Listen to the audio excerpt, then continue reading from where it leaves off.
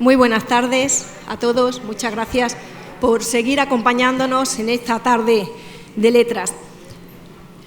Tengo la suerte y tenemos la suerte de tener en Badajoz y tengo la suerte de poder acompañar a José María Merino, quien conocen ustedes bien, a quien han leído y a quien han seguido.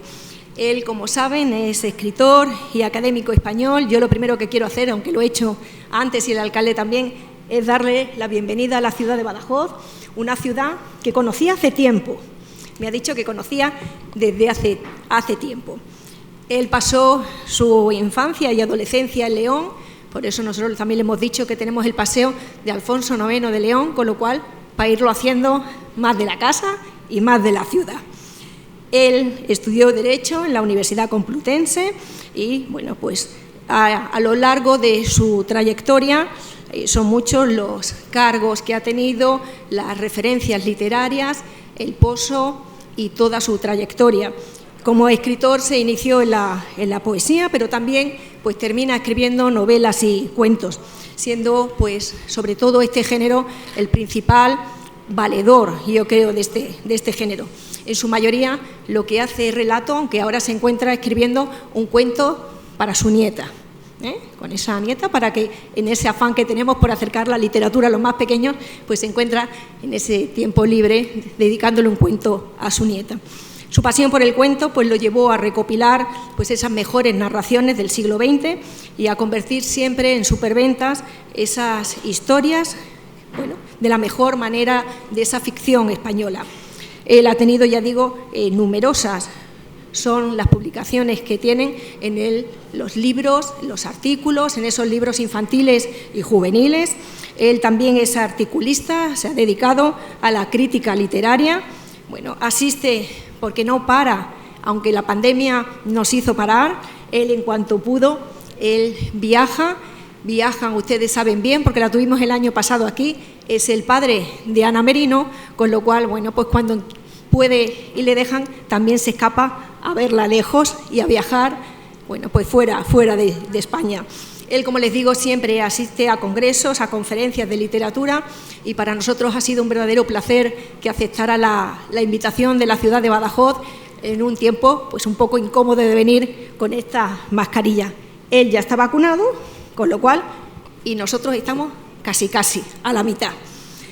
Recientemente también ha ganado ese premio Cedro, que a mí me gusta mucho por esa defensa de la cultura y de los derechos de autor. Yo creo que es muy necesario en ese reconocimiento muy merecido, ya que, bueno, pues hay que poner en valor siempre el papel que cumplen los escritores, y así él manifestaba en la sociedad y en la necesidad de que se respete ese trabajo. Siempre él es un magnífico escritor, lo saben, fabulador, cuentista, hace relatos, pero él sigue teniendo siempre esa sorpresa, esa inquietud, esa curiosidad. Tiene un sentido del humor, un magnífico conversador y, bueno, pues siempre tiene ese aspecto elegante que tiene de señor elegante, serio, cercano, con una mirada, bueno, que atrapa, pues como sus relatos. Él, ya digo, que siempre además tiene esa sonrisa y ese buen carácter para acompañarnos en estas aventuras literarias. En la producción literaria, como les digo, pues siempre ha tenido ese gran peso, ese elemento fantástico, también con un sentido lúdico y, bueno, también, como en este libro, esclarecedor, que a través de esa fantasía pues nos hace pararnos en temas que están pasando en la actualidad, como el cambio climático, la basuraleza, es decir, que a través de la fantasía nos hace parar, sentarnos y reflexionar en temas muy serios. Él, ya digo, que tiene un talante moderado, también irónico, pero sin lugar a duda, pues el acierto de sus relatos pues reside siempre en esa prosa cálida que tiene, grata y gratificante. La verdad, es una obra, como todas las suyas, muy bien estructurada y que marca siempre ese inicio y esa característica en ese lenguaje elegante que él pone en todas y cada una de sus obras. Hoy viene a presentarse pues esta novela, que ya les vamos a adelantar, un libro de relatos, que no es el último, que el año que viene, si tenemos suerte, el año que viene tendremos otra obra de José María Merino en la calle y si tenemos suerte, ya si estamos todos vacunados, le volvemos a invitar y que venga a presentárnoslo. Hoy, ya digo, lo tenemos entre nosotros para presentar esta colección de cuentos, de relatos, de estas noticias del Antropoceno. Yo le voy a dejar a él la palabra, porque es un magnífico orador, que será quien nos detalle, bueno, pues todo, cómo comenzó este libro, por qué se ha fijado en esos temas y en esa manera de hacernos reflexionar. También él me ha pedido que si alguien al final quiere hacer alguna pregunta, sin ningún problema. Así que yo les dejo con José María Merino. Gracias.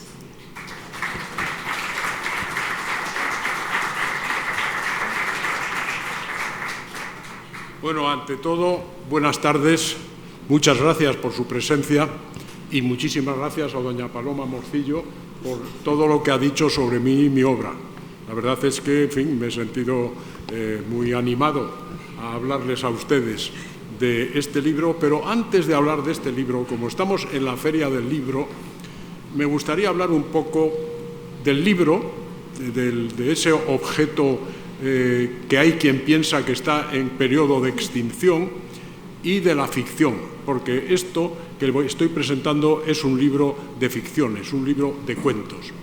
Bueno, el libro a mí me preocupa que haya quien piense, hace poco tiempo en una biblioteca de cuyo nombre no voy a acordarme, la bibliotecaria desolada me decía, han venido a medir y me han dicho que, claro, que como dentro de 30 años ya no va a haber libros, hay que replantearse un poco los espacios bibliotecarios. Bueno, miren, yo creo que este objeto ha sido el elemento que ha transformado nuestra historia y nuestra cultura. Es un elemento, primero, recoge la palabra escrita, la palabra permanente. Mi última novela, titulada Musa Décima, estaba basada en la obra de una escritora, Oliva Sabuco de Nantes, que en el siglo XVI escribió un libro. En mi casa, mi padre, que decía que la mayor riqueza que podía haber en una casa eran los libros, tenía la 4ª edición de aquel libro. Musa Décima, doña Oliva Sabuco, escribió un libro sobre la filosofía, la naturaleza del hombre, filosofía, en fin, las costumbres, etcétera, etcétera. Yo tenía ese libro. Y yo leyendo ese libro, leyendo el prólogo que me encantaba, se ha discutido si el libro es verdad que fue escrito por ella o por su padre, en fin. El libro es de una mujer con toda seguridad.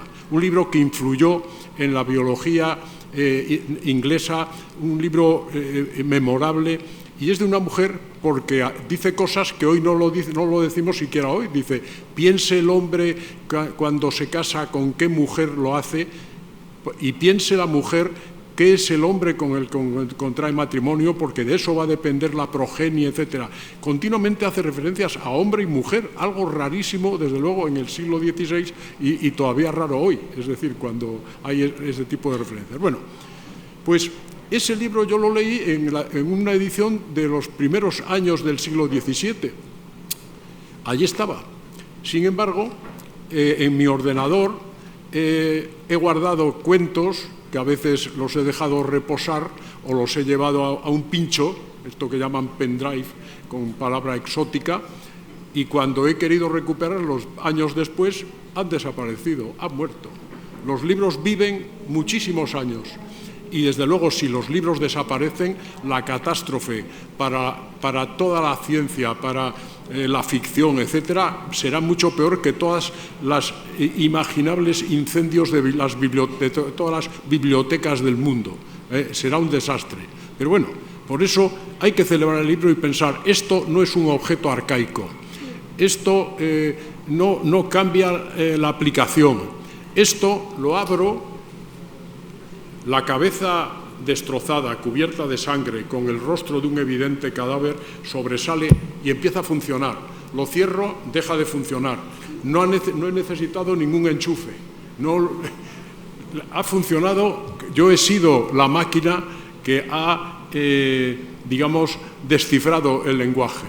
El libro no es un objeto arcaico, tenemos que defenderlo y tenemos que defender que exista, porque es absurdo que no se esté estableciendo una especie de cohabitación, incluso en el sistema educativo, entre la nueva tecnología y este clásico que trajo, entre otras cosas, desarrolló el Renacimiento, desarrolló la Revolución Francesa y ha desarrollado todo lo interesante que tenemos, nuestros conceptos de libertad, de fraternidad, de democracia, todos vienen de este aparato, este sencillo aparato que tengo sobre la mesa.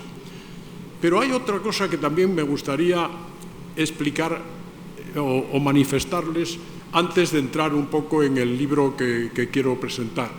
Es el tema de la ficción. ¿Qué es eso de la ficción? Pues hay quien piensa, bueno, pues es un invento, una cosa que, bueno, para entretenerse, esto se inventó. Miren, no se inventó. Hay algo que es curioso cómo no se ha desarrollado. Yo podía expresar lo que opino sobre por qué no se ha desarrollado, pero no es el momento ni el día de hacerlo, que es el pensamiento simbólico. Ya saben que casi un 99% de nuestros genes, de nuestro ADN, es el mismo que el de los chimpancés. Hubo un momento en que dejamos de ser primates, dejamos de pertenecer a esa cercanía, no te enfades, libro, esa cercanía del chimpancé. ¿Y por qué? ¿Cuál es la razón? Pues miren, porque de pronto comenzamos a tener algo que ellos no lo tenían, aunque todos los mamíferos tal vez lo tienen, en cierto modo. Luego pondré algún ejemplo. Y fue el pensamiento simbólico. Es decir, por ejemplo, un buen día, alguien, estamos hablando empezamos a funcionar tal vez hace 200.000 años, empezamos a movernos como, en fin, ya con cabeza hace unos 100.000, pero, por ejemplo, en cierto momento decidimos, nos interesaba tanto la realidad, los animales que veíamos, las cosas, que empezamos a reproducirlas. Pintamos cosas como la cueva de Altamira, por ejemplo. Yo creo que los mejores pintores del mundo dirían, hombre, me gustaría haber pintado el bisonte de Altamira, ¿no? Empezamos a reflejar esa realidad a través de la pintura. Los sonidos, el sonido del agua, el sonido del trueno, de la lluvia, etcétera, empezaron a sugerirnos algo y un buen día empezamos con maderas, con objetos, empezamos a hacer la música. La música es el segundo gran elemento, no estoy poniéndolo por orden, del pensamiento simbólico. Empezamos a tener ganadería, fue previo a la agricultura, y empezamos a decir, bueno, ¿cuántas ovejas hay? Y 1, 2, 3, inventamos los números, la aritmética. A mí me fascina absolutamente que el 0, que proviene de la India, sea la nada. Imaginen, es muy sencillo. ¿Qué es la nada? Dibujen ustedes un 0, la nada. Bueno, y también hubo un momento, yo pienso que es el primero de todos, en que empezamos a intentar explicar la realidad a través de narraciones. Hubo un lingüista maravilloso llamado Wilhelm Bleck, que a finales del siglo XIX estuvo trabajando en Sudáfrica con unas tribus que había allí, una tribu de pigmeos que se llamaba Ham, porque entonces la onomatopeya, hoy hacemos una pedorreta, tiramos un beso, hacemos para que el perro se aparte, pero esa onomatopeya seguramente fue mucho más intensa y variada en el lenguaje primitivo. Pues estos Ham, pues resulta que eran unos nómadas, cazadores, es decir, lo más humilde que se podía ser, porque no tenían ni ganado, ni trabajaban con la agricultura, estaban a lo que podían cazar por ahí, si no había llegado antes un depredador más eficaz, ¿no? Y, sin embargo, este hombre los conoció porque muchos de ellos estaban como servidores obligados, porque a lo mejor habían sido rateros o estaban en alguna ciudad de Sudáfrica, y descubrió que tenían una riqueza de imaginación asombrosa. Contaban todas las historias imaginables. algunas historias, por ejemplo, esta es brevísima, pero para que vean ustedes lo que dice, de dónde viene la Vía Láctea. Vamos, ¿qué es eso? ¿Qué es esa mancha blanca de ahí? Muy sencillo. Una muchacha en una época mágica, en la época menstrual, porque tampoco sabían qué era eso de la época menstrual, agarró un puñado de ceniza de una hoguera apagada, lo tiró al cielo y eso es la Vía Láctea. Bueno, ustedes, no es la Vía Láctea. Bueno, tal vez estemos más cerca de que sea eso de saber exactamente lo que es la Vía Láctea. Todavía el espacio es un enorme y gigantesco misterio que seguimos investigando de qué se trata. Pero como este es un pequeño cuento, pero tiene muchísimos cuentos, cuentos de leones, cuentos familiares, y era como a través de la ficción iban relatando los misterios de la realidad. La realidad servía para explicar la ficción. El día que esa niñita, una niñita que no me acuerdo ahora cómo se llamaba, fue asesinada en el sur de España, fue asesinada por un pedófilo. Recuerdo que yo estaba dando una charla, leí la noticia y dije, caramba, esto es Caperucita Roja. Esto es, la niñita había salido, por lo visto, no había seguido el camino que tenía que seguir, cayó en manos del tipo, etcétera, ¿no?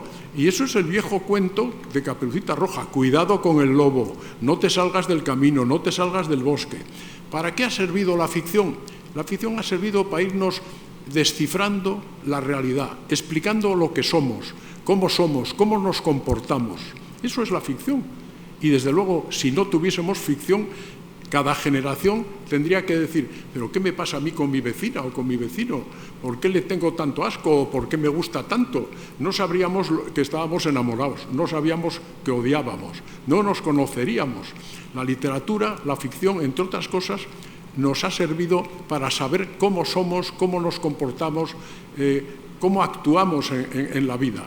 Por lo tanto, no es un elemento caprichoso, no es un invento que se hubiese tenido en determinado momento. Es algo que está dentro de nosotros. Incluso los arquetipos, por ejemplo, ahora pensamos la búsqueda de Jasón y los argonautas en busca del vellocino de oro, en busca del tesoro. Pero si todos estamos buscando el tesoro continuamente, todos. Yo me he hecho hace poco la analítica, que me hago sobre determinada cosa, que salga bien la analítica. Mi tesoro es la analítica. Era en ese momento, que me den esta plaza, que apruebe, que me quiera fulanita, que me quiera menganito, que le vaya bien a mi padre en esta operación que le van a hacer. El tesoro está con nosotros, esa esperanza en algo importante que nos puede enriquecer física o moral o mentalmente, ¿no? Y hay muchos arquetipos, por ejemplo, Don Quijote completa un viejísimo arquetipo que también se reflejó en un libro, el libro El Ramayana, que es como Rama, ayudado por su escudero, que es el mono Hanuman, va a intentar rescatar a su Dulcinea, que le ha sido robada por el jefe, digamos, de los demonios, de los malos, ¿no? O sea, el caballero con el escudero están ahí, es un arquetipo como muchos otros. Ojo, la ficción, la literatura, no es un invento que sirve para pasar el tiempo, es algo que nos ha completado, que nos ha permitido entender mejor el mundo. El año pasado se celebró el centenario de don Benito Pérez Galdós y este año se está celebrando el centenario de doña Emilia Pardo Bazán. Pues yo, que ya de joven leía a don Benito, volví a leer Fortunata y Jacinta y quedé absolutamente fascinado. O sea, cuando había leído Fortunata no me había dado cuenta lo que era la reconstrucción de aquel Madrid, de las clases sociales, de los personajes, de las relaciones, de los sentimientos. Bueno, pero si esto es un mundo, es como si hiciese un viaje al Madrid el tercer cuarto del siglo XIX. Y con doña Emilia, que me he leído todos los cuentos que han sobrevivido, 362, ella escribió más, pero escribió muchos para periódicos, etcétera, y se han perdido. Doña Emilia organiza también un mundo fascinante, donde conoces los comportamientos de la gente, conoces por qué hay un cura que es bebedor y le gusta jugar, y de pronto un día aparece con un niño y dice que lo ha encontrado por ahí, y nadie le cree. ¿Cómo este cura, que es bebedor y jugador, va a ser verdad que ha encontrado un niño y que lo ha adoptado? Es decir, los matices sobre nuestros comportamientos, como muchas veces nos colocan un modo de ser que a lo mejor no tiene nada que ver con lo que en realidad somos. Todo eso está en la literatura. Bueno,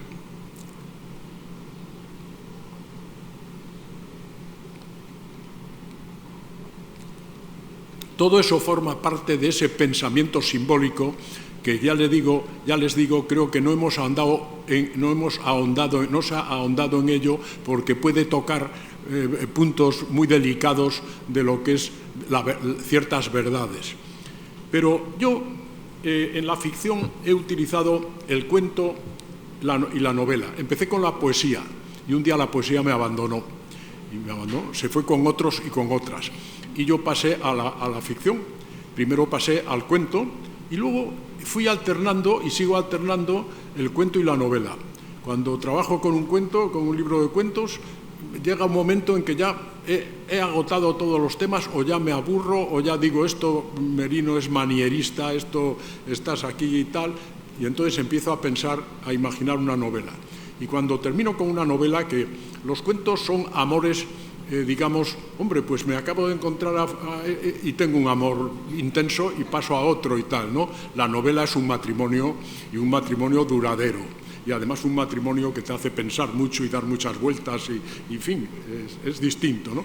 Pero en este caso, este libro nace seguramente de la edad. Ya soy mayorcito, hace poco que he cumplido 80 años, o sea que ya estoy en la edad esa. Decía Lope de Vega en la Dorotea, dice, no hay secreto que más se sienta a conocer que el de los años. Decía, bueno, se siente conocer el secreto de los años, pero también el secreto de los años te ayuda a ver cosas con una mirada que posiblemente hasta entonces no has tenido. Y yo soy una persona ya de siempre, un amante de la naturaleza, me encanta la naturaleza. Y además tengo una mirada, en fin, ¿cómo les diré? Con los años menos gratificante de la que tenía de lo que somos, de este Homo sapiens, ¿no? Porque creo que tenemos un pecado terrible, vamos, no voy a hablar de pecado, un mal terrible, y es nuestra ambición, en el peor sentido, nuestra avaricia. Recuerdo que hace relativamente poco tiempo un corrupto que detuvieron no sé dónde tenía 100 caballos. No se dedicaba a los caballos, tenía 100 caballos porque le apetecía tener 100 caballos. Tenía un miró colgado en el cuarto de baño, en fin, estas cosas un poco disparatadas, ¿no? Bueno, pues yo le he dado muchas vueltas pues al tema un poco ecológico, al tema de la relación con los animales, con la naturaleza, a cómo hemos cambiado determinados aspectos de nuestras propias relaciones. Y hace como 20 años un químico holandés llamado Paul Crutzen inventó esta palabra, antropoceno, porque teóricamente la era en la que estamos es el Holoceno.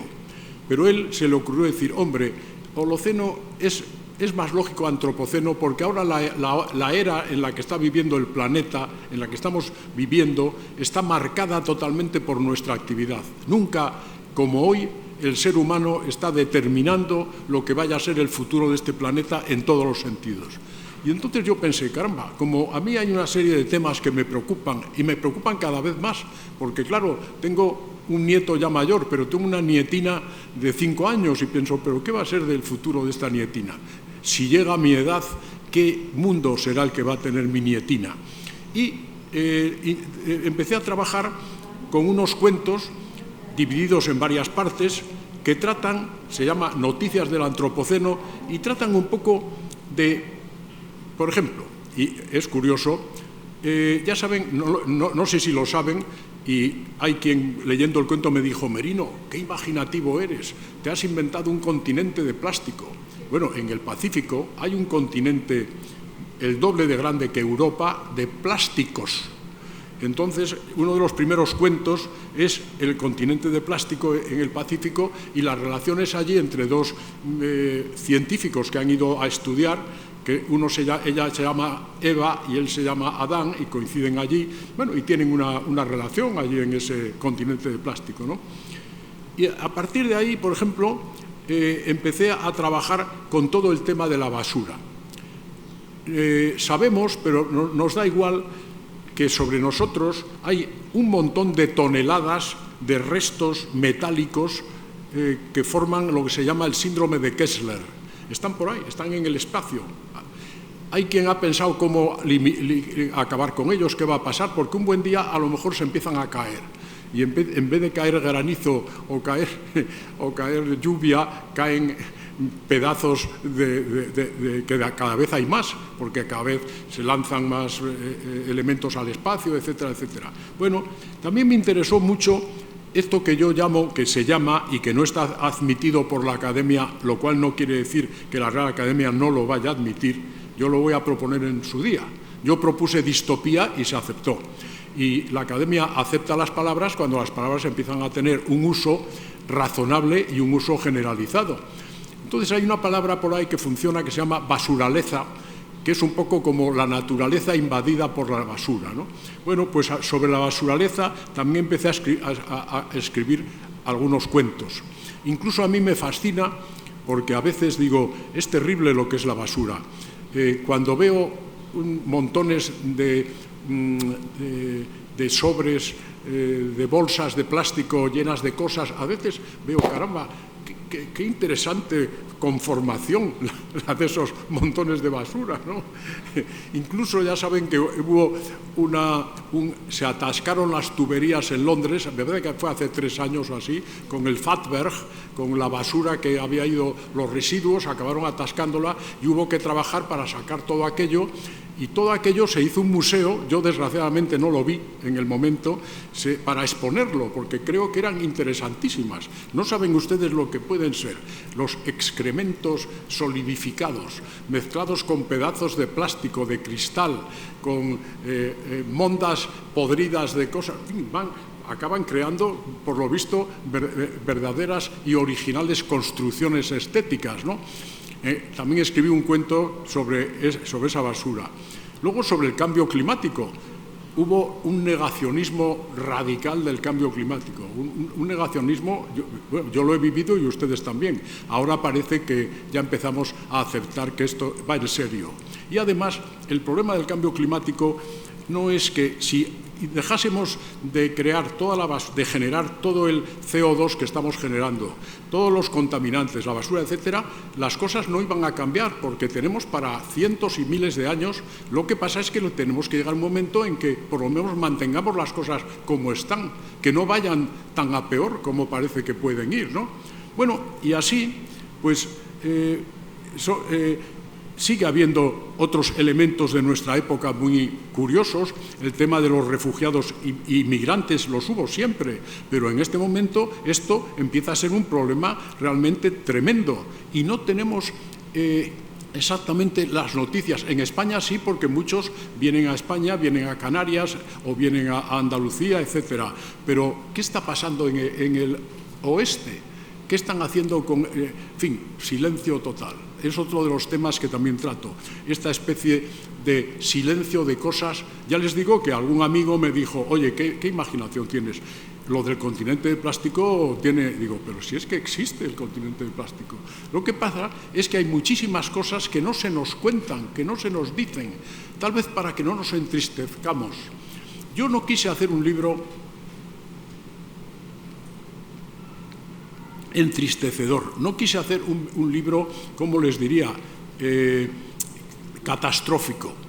En fin, quise hacer un libro que pusiese todas estas cosas, en fin, a través de cuentos, algunos fantásticos, algunos con humor. Utilicé la sátira, que es algo que estuvo tan en la literatura del siglo de oro y que la hemos perdido, no sé por qué.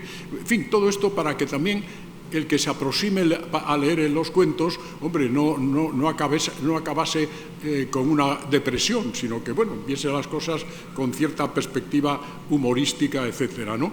Y con eso, pues, Por ejemplo, la virología me sorprende, porque no había empezado la epidemia que estamos viviendo y se me ocurrió escribir un cuento sobre un laboratorio donde están trabajando con virus y donde hay dos científicos que han trabajado un virus, le han dado una forma a ese virus y han inventado también la vacuna para luchar contra ese virus, ¿no? Y los problemas que tienen estos virólogos, ¿no?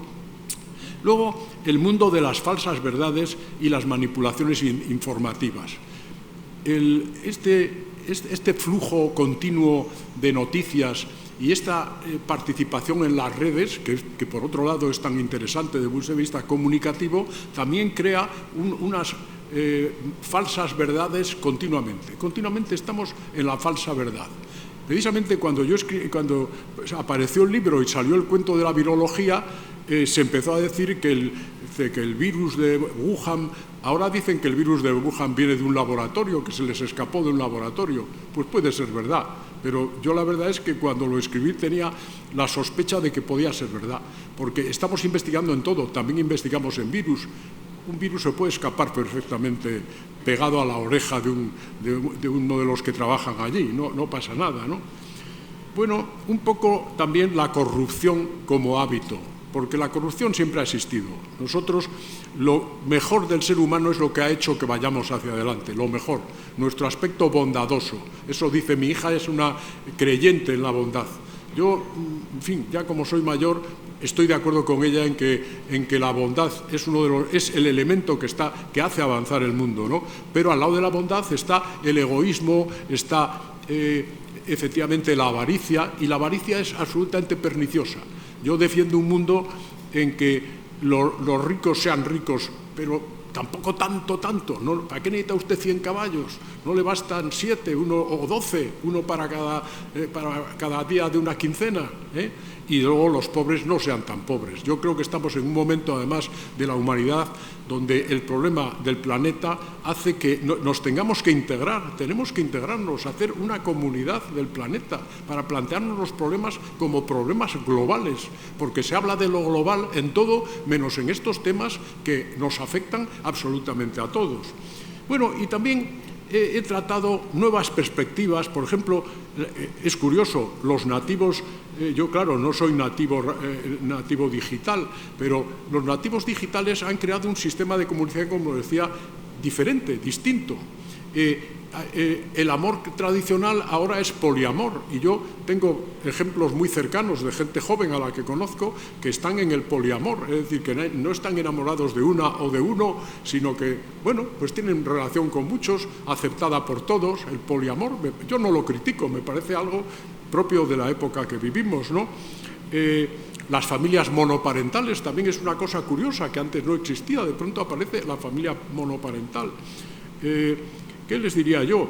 Bueno, el tema de los emoticonos también lo trato, porque un señor al que conozco y tal escribió un artículo diciendo que posiblemente en emoticonos se puede llegar a escribir una novela y tal, y escribo lo que le pasa a uno intentando escribir una novela en emoticonos, ¿no?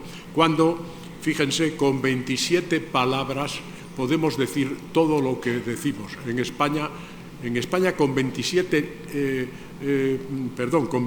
letras podemos decir todo lo que decimos. Es decir, hemos escrito el Quijote, hemos escrito lo que hemos escrito, 27 letras.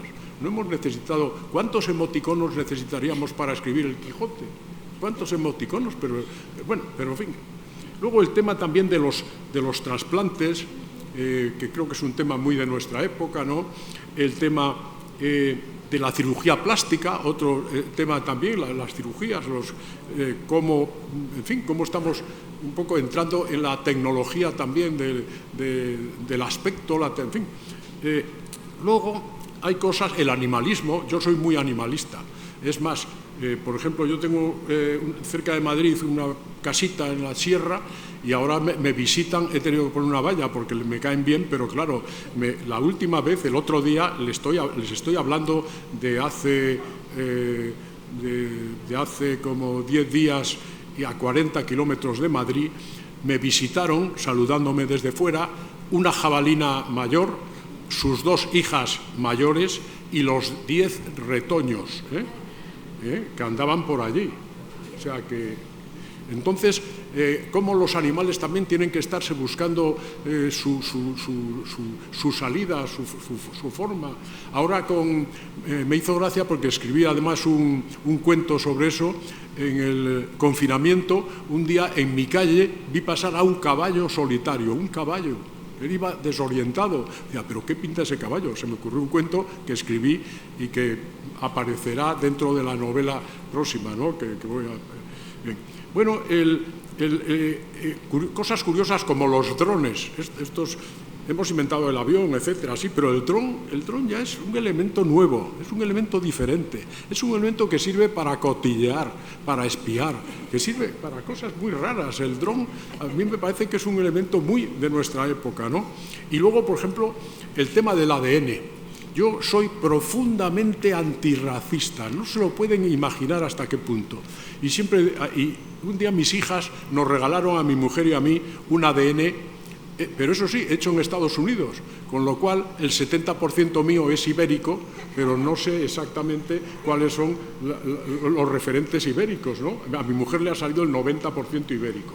Pero del 30% mío restante hay antecedentes nigerianos, norteafricanos del este y norteafricanos del oeste, galeses, judíos askenazis.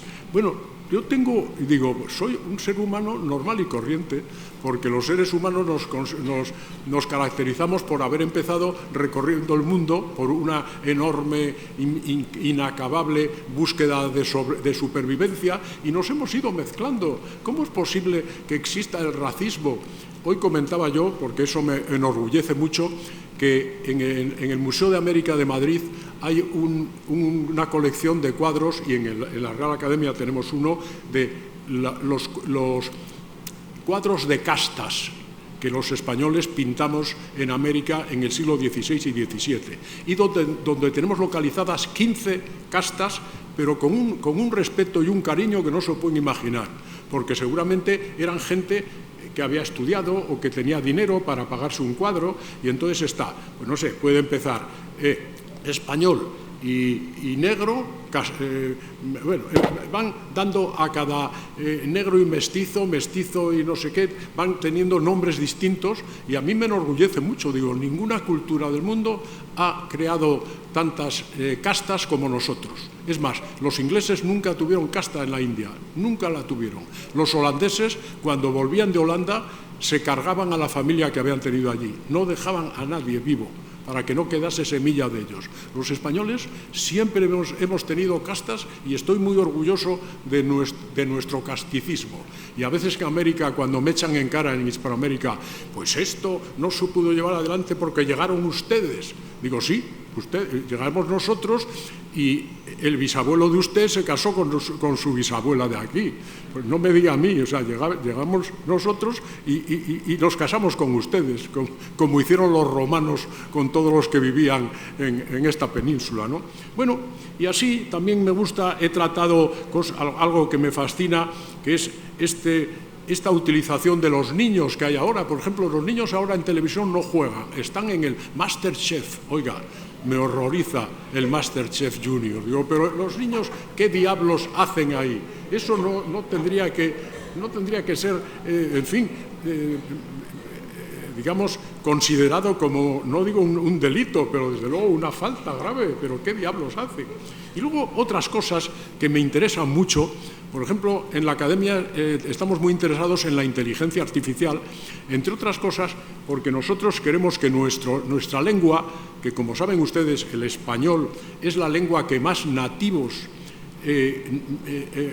hablantes tiene de todas las lenguas del mundo. Ojo, tenemos casi 500 millones de nativos hablantes, pero además vamos a llegar a los 600 millones de hablantes en poco tiempo. Pues nuestra lengua, que también juegue un papel en todas las investigaciones sobre inteligencia artificial, sobre elementos que tienen que ver, en fin, que también nosotros estamos interesados en ese tema. Bueno, lo que pasa es que yo, el que escribo, como estamos jugando, miren, creo que y también otra cosa que me interesa mucho, los humanos que hemos invadido, hemos destruido, hemos llevado el poder, cuando podemos más, nos cargamos al otro, al adversario. Bueno, en España no hay adversarios, hay enemigos, algo que me sorprende, ¿no?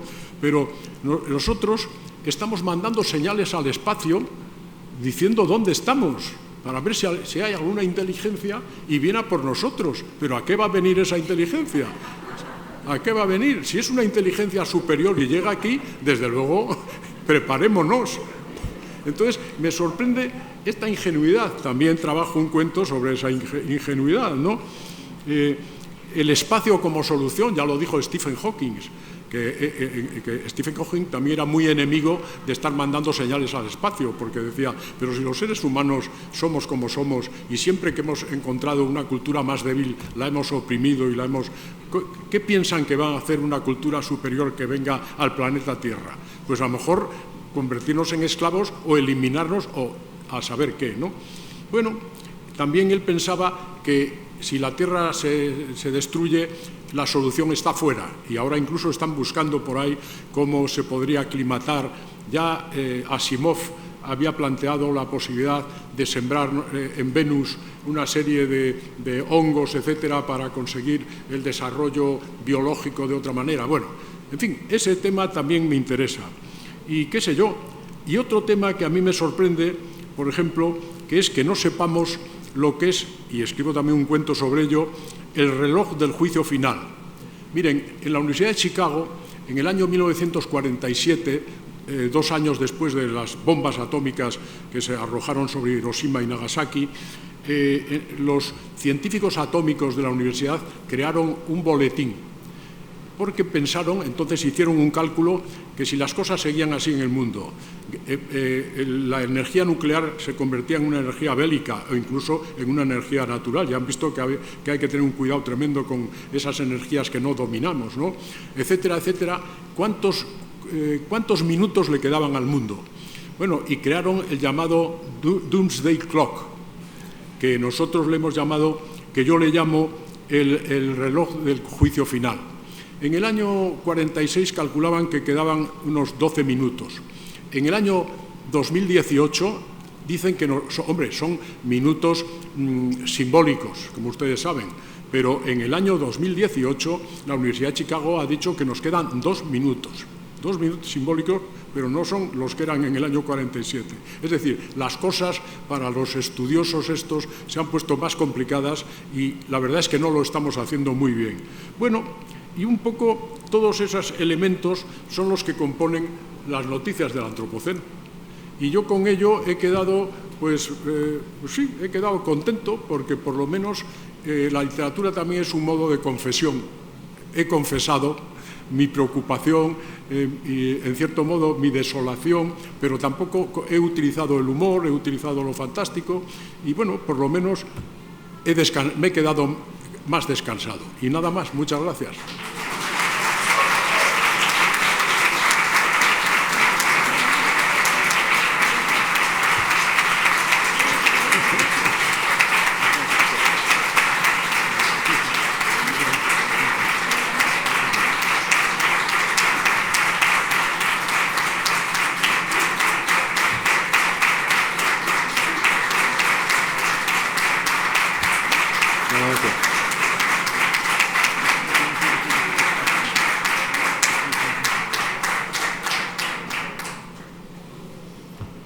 Ya les dije que era una maravilla escucharlo, leerlo por supuesto, pero escucharlo es una maravilla, ¿verdad? Y nos quedaríamos aquí todos los días. No sé si tenéis alguna pregunta.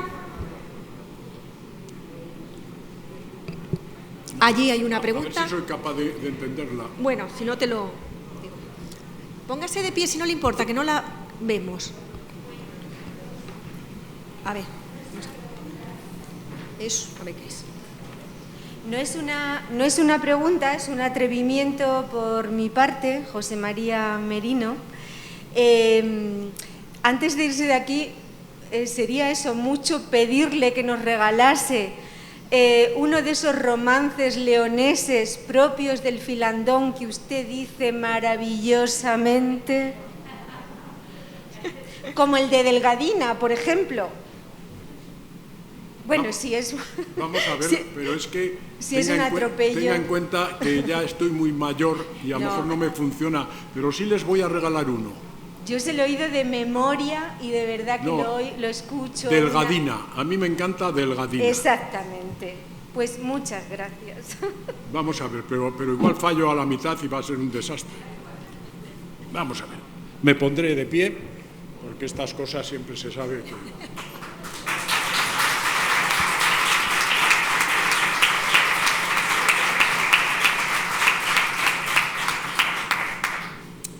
El buen rey tenía 3 hijas muy hermosas y galanas. De las 3, la más pequeña, Delgadina se llamaba. Un día, estando a la mesa, su padre la requebraba. Delgadina de cintura, tú has de ser mi enamorada. No lo quiera el Dios del cielo ni la Virgen soberana, que yo enamorada fuera del padre que me engendrara. La madre, que tal oyó, a Delgadina encerrara. No le daban de comer más que de carne salada, y el agua para beber de los pies de una llamarga donde las ranas cantaban. Delgadina, por la sed, se arrimara a una ventana y viera a sus 3 hermanas tejiendo paños de grana. Por Dios vos pido, infantinas, que hermanas non vos llamaba. Por una de esas doncellas, enviadme una jarra de agua, que el corazón se me turba y el ánima se me aparta. Quítate de ahí, Delgadina, quítate, perra malvada. Si tuviera una tijera, yo misma te la tirara. Delgadina, por la sed, se arrimara a otra ventana y viera a sus 3 hermanos jugando juegos de espadas. Infantinos, por Dios vos pido, infantinos, que hermanos non vos llamaba, por uno de vuestros pajes enviadme una jarra de agua, que el corazón se me turba y el ánima se me apaga. Quítate de ahí, Delgadina, quítate, perra malvada, si yo tuviera una lanza, yo mismo te la lanzaba. Delgadina, por la sed, se arrimara a otra ventana. Viera a su madre la reina en silla de oro sentada. Por Dios vos pido, señora, que reina no vos llamaba, por una de vuestras damas, enviadme una jarra de agua. Quítate de ahí, Delgadina, quítate, perra malvada. Si yo tuviera un hacha, yo misma te la lanzara. Delgadina, por la sed, se arrimara a otra ventana y viera a su padre, el rey, paseando en una sala. Mi padre, por ser mi padre, enviadme una jarra de agua, que porque me muero de sed y a Dios voy a dar el alma.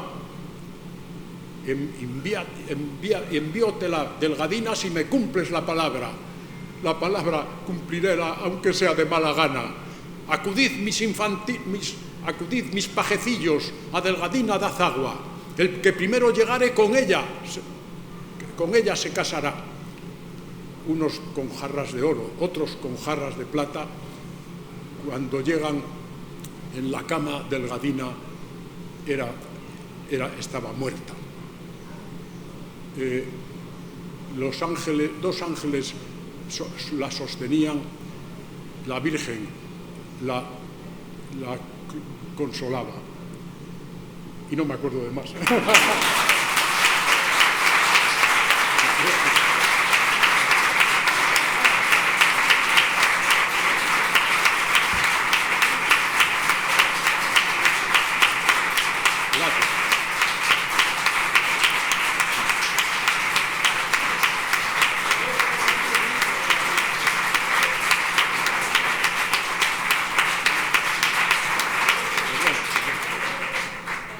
Ha sido un desastre Maravilloso.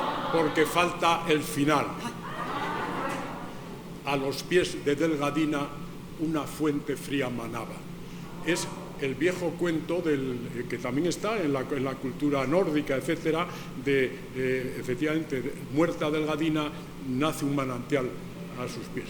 Pero bueno, en fin. Maravilloso. Ha sido maravilloso.